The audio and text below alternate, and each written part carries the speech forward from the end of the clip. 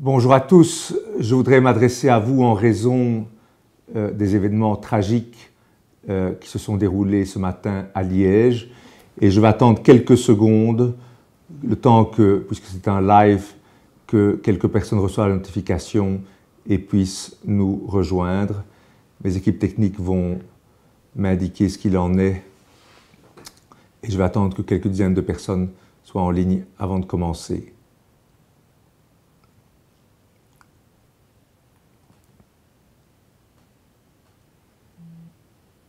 Rejoignez-nous, je crois que nous sommes déjà plus d'une dizaine.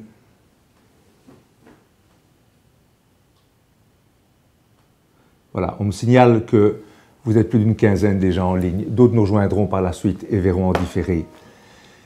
Ce matin, 2 policiers ont été lâchement tués dans le cadre de leurs fonctions, un homme et une femme apparemment. D'autres sont blessés.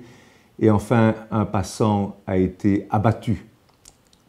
Il semble qu'un individu ait attrapé l'arme d'un des policiers ou d'une des policières dans un contrôle et les ait abattus froidement, notamment une policière d'une balle dans la tête. Et d'après les informations, notamment de la Libre, l'individu aurait crié « Allah Akbar » avant de tuer ou d'être lui-même abattu par la suite. Je suis en direct d'abord pour dire tout notre soutien aux forces de l'ordre, à ces policiers qui font un travail en première ligne, qui prennent des risques et qui sont tellement décriés par certains partis politiques, certaines organisations, alors qu'ils sont là pour assurer notre protection à tous. Je voudrais plus précisément dire toute notre peine et tout notre soutien aux époux, épouses, parents et enfants des 2 policiers lâchement assassinés ce matin. Nous nous rendons compte de la douleur d'avoir vu partir ce matin l'être aimé, un père, une mère, et apprendre quelques heures après qu'ils ont été lâchement assassinés alors qu'ils ne faisaient que leur devoir. Nos pensées, et pour ceux qui sont croyants, nos prières accompagnent ces parents de victimes, qu'ils reposent en paix. Bien évidemment, notre témoignage également s'étend aux parents du passant assassiné. Il faut dire aussi que face à la menace terroriste qui est bien présente, une seule solution s'offre à nous, la vigilance et la fermeté. Et comme nous le disons toujours, nous le répétons, nous avons déposé des projets de loi, elle passe par l'éloignement du territoire de tous ceux qui présentent une menace, à commencer par les près de 400 fichiers S, fichiers pour dangerosité, qu'on doit écarter au plus vite. Pour nous également, il est exclu de laisser revenir sur notre territoire les djihadistes de Syrie ou leurs épouses.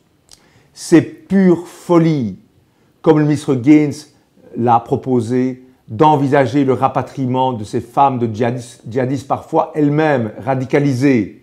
Et j'apprends même maintenant que Child Focus aurait l'intention d'aller en justice contre la Belgique avec notre argent pour rapatrier des enfants de djihadistes et bien sûr les femmes, les mères suivront par le biais du regroupement familial.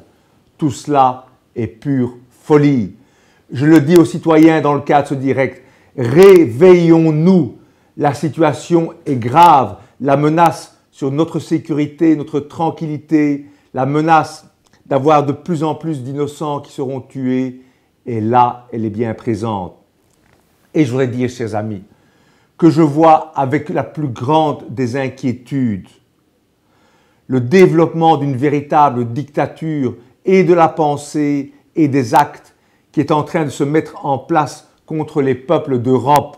Regardez ce qui s'est passé en Italie, où une claire majorité s'est dégagée, notamment, qu'on appelle populiste, notamment en vue de mettre un terme à la politique migratoire. Et le président italien, sur base des injonctions européennes, même si elles sont liées à l'euro, vient de mettre son veto à ce gouvernement issu des urnes, qui avait toute la légitimité démocratique pour le faire.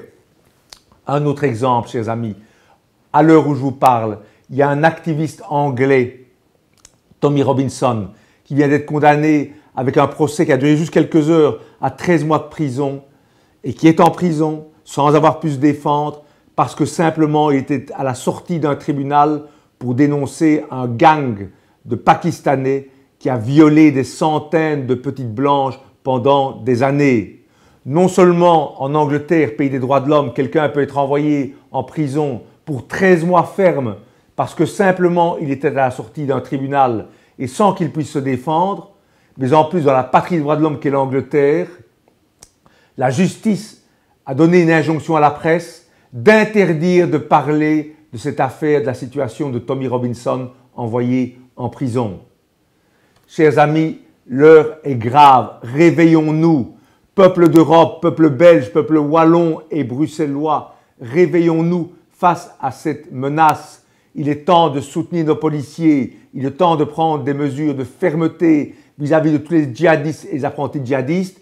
Il est temps de défendre notre démocratie, nos libertés, face notamment à l'Europe et aux politiques européennes faites par des gens non élus et qui menacent notre démocratie. Réveillez-nous et rejoignez-nous dans ce combat. C'est de votre avenir et de l'avenir de vos enfants dont il est question.